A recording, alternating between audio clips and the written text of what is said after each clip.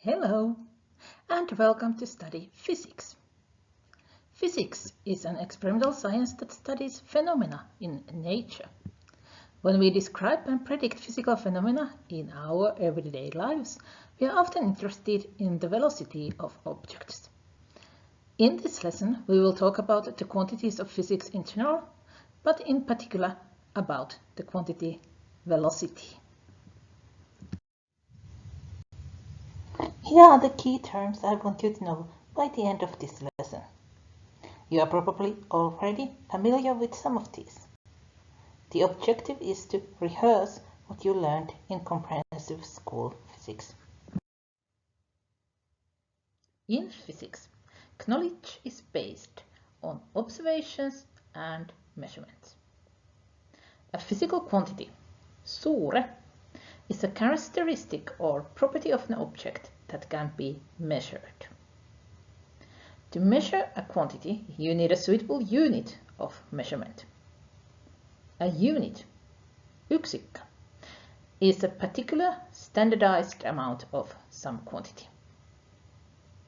So, we measure by comparing unknown quantity with the known fixed quantity called a unit. In other words, when measuring, you find out how many times the quantity contains the unit. The value of a quantity is expressed as the product of a number and a unit. The International System of Units is also known as SI system, SI-järjestelmä. The abbreviation SI comes from the original French name Système International d'Unité. The SI rests on a foundation of 7 base quantities. Every other quantity in the system can be expressed in terms of the base quantities.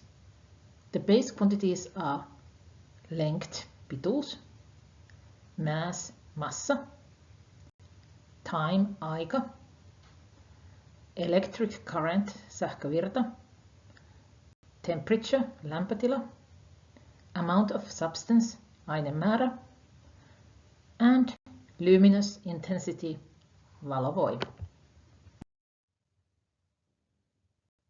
Each quantity has a symbol, which is shown in table. The symbols of physical quantities are written in italic. The units of the fundamental base quantities are called base units. They are a basic set from which all other SI units can be derived. Symbols of units are written in non-italicized letters. Today, all definitions of base units are based on natural phenomena and physical constants. For example, the definition of second is based on cesium atom radiation frequency. A meter is then defined as the distance light will travel in a particular fraction of a second in a vacuum. In addition to the basic quantities, derived quantities are needed to describe physical properties and phenomena. The derived quantity is obtained by combining base quantities by multiplication or division or both these operations. Basic physics formulas tell us what calculations we need to perform. For example, velocity, noppeus, is a derived quantity that depends on length and time, and therefore its units are derived from the units of length and time. To calculate velocity, you divide the total displacement between 2 points by the time taken to travel between them. Since the unit of displacement is meters and the unit of time is seconds, the unit of velocity is meters per second. There are two types of quantities: scalar quantities and vector quantities. A scalar quantity has only a magnitude. Scalar quantities include length, temperature, and mass. A vector quantity expresses both magnitude and direction. Notice that speed, vauhti, and velocity, nopeus, are not synonyms in physics. Speed is a scalar quantity because it has no defined direction. Speed is used when only the distance traveled in time is relevant and the direction doesn't matter. In physics, velocity is a vector quantity because it has direction as well as magnitude. Velocity is therefore a vector quantity because 15 meters per second towards east is different from 15 meters per second towards west. We can place a small arrow on top of velocity's letter symbol V. When you see an arrow on top of a letter, it means the quantity is a vector quantity. Let's look at some example calculations. I will also demonstrate the physical problem-solving process, step by step. Physics is about problem solving. The most difficult part of the problem-solving process is usually understanding the problem, figuring out what exactly needs to be found out. Read the first example here. Visualize the problem in your mind. You can also draw a picture of it. Having outlined the problem, examine what information we have been given. Make a list from the problem as stated. Carefully write down the values of quantities properly using both a number and a unit. Then identify the unknown. What needs to be determined in the problem? Here we have been given a distance, 140 kilometers, and a time, 2 hours. What is the question? Speed. So next we need a formula to calculate the speed. Distance divided by time is the formula for speed. You don't need to know the formulas by heart. You must be able to recognize them from the list of formulas provided in the examination paper, and you must be able to use them in calculations. Anyway, understanding the formula enables you to remember it effortlessly. When you understand that speed describes the distance an object travels over time, you remember the formula for speed. When you understand the formula, you can also apply it to different scenarios. The next step is to substitute known values along with their units into the formula. Earlier, we listed the values of the quantities above. Now we substitute them into the equation, which means we rewrite the equation in exactly the same way, except replacing each variable with its value. Instead of distance, we write 140 kilometers in the numerator, and instead of time, we write 2 hours in the denominator. Then the complete calculation is carried out. This step is important because it produces the numerical answer along with its units. Divide the numerical values by each other, that is, divide 140 by 2 and get 70. Then calculate with units in the same way as with numerical values. In this case, kilometers are divided by hours, so the new unit is kilometers per hour. So our answer is 70 kilometers per hour. Lastly, check the answer to see whether it is reasonable. Ask yourself if your answer makes sense. Check its magnitude. If the number looks absurd, you probably made a mistake somewhere. Also, keep track of units. So if you are solving for speed and get your answer in hours, that is a sign that something went wrong because it should be in kilometers per hour or meters per second. By the way, what would the answer be if the problem stated that you must give the answer in unit meters per second?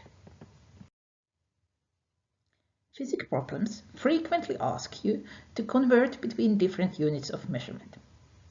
In the previous example, we expressed speed in kilometers per hour, which is a unit often used in everyday life in Finland.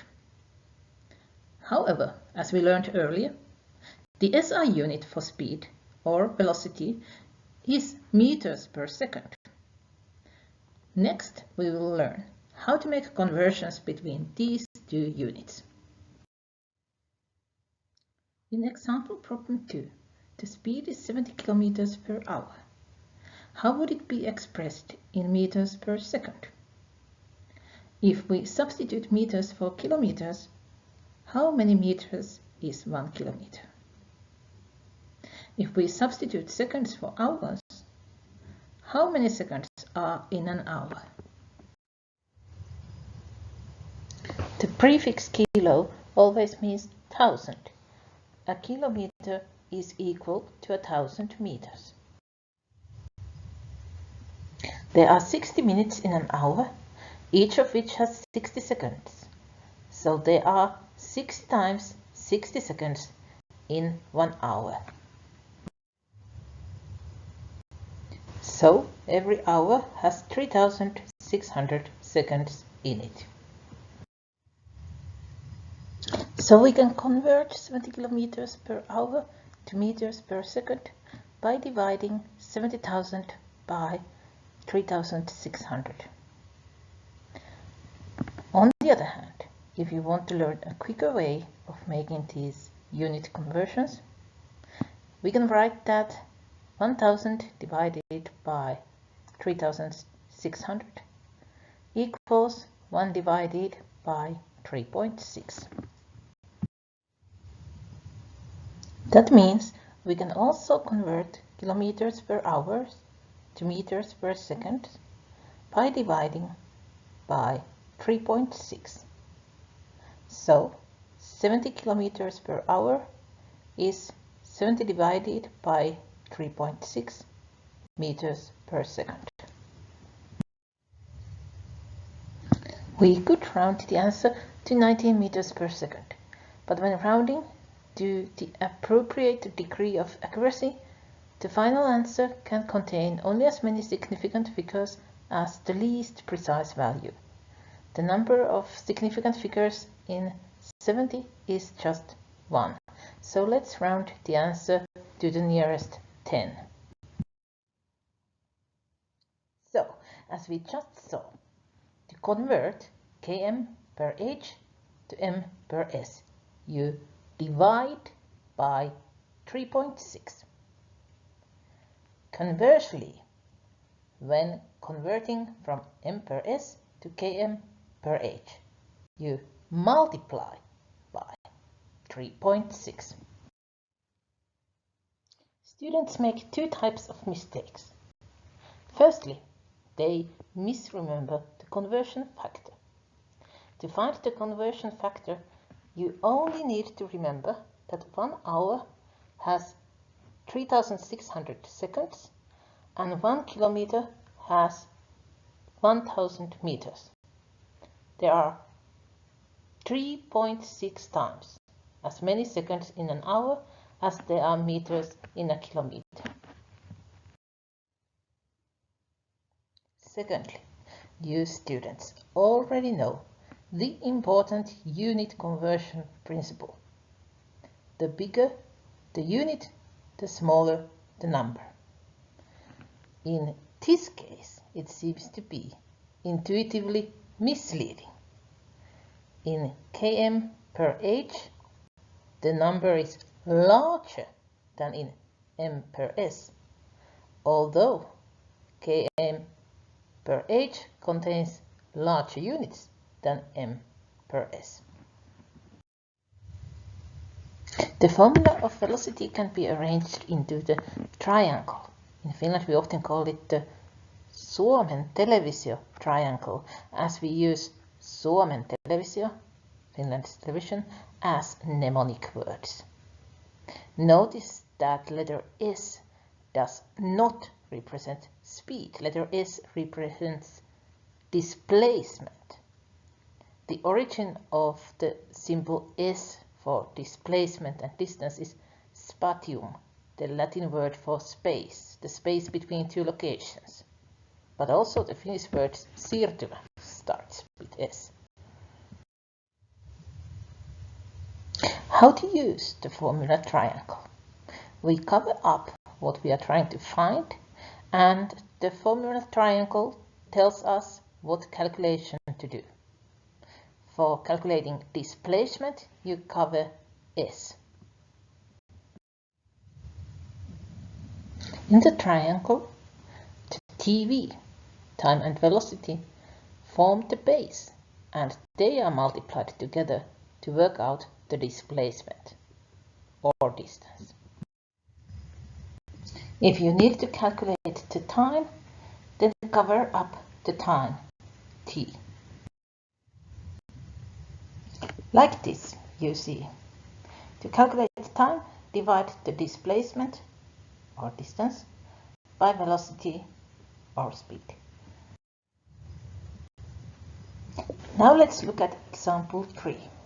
Do you remember what are the steps of problem solving that we learned in example 1? Read the text. Visualize the situation in your mind. Then try to write down the known quantities with their values and units. What kind of list do you make? Write the symbol for unknown quantity with question mark. What is the unknown quantity? We know the velocity, we also know the time, but it is important to read the problem carefully enough to see that 2 half-hour breaks are deducted from the time. The unknown quantity is the displacement, S.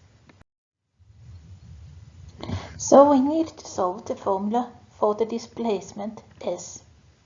It can be helpful to use a memory triangle, as I showed you earlier. The other possibility is to solve the equation algebraically. Multiply t to both sides of the equation to isolate S. Substituting the numbers for the letters in the formula, we get S equals 5 hours multiplied by 20 kilometers per hour. Remember, it is important to keep track of your units and make sure they cancel out correctly. State the final numerical answer together with its correct unit. Then stop to think whether it makes sense. Following these steps systematically helps avoid errors. With practice, the basics of problem solving become almost automatic. Next, try to solve some problems independently in Moodle. See you again.